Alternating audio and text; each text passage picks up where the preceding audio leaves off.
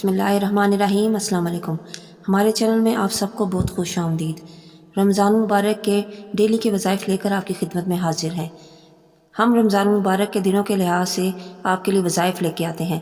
अगर कोई शख्स किसी वजह से कमी पेशी या किसी मुकर्ररा दिन में बयान करदा कोई वजीफ़ा ना पढ़ सके तो वह किसी दूसरे दिन या किसी दूसरे वक्त में पढ़ सकता है। ये वज़ाइफ अल्हम्दुलिल्लाह सारे के सारे उम्दा हैं। हिम्मत करके इनको पढ़ने की कोशिश करें तो ज़्यादा बरक़ात नसीब होंगी। अब चलते हैं अपने वज़ाइफ की तरफ। 21वां रोज़ा।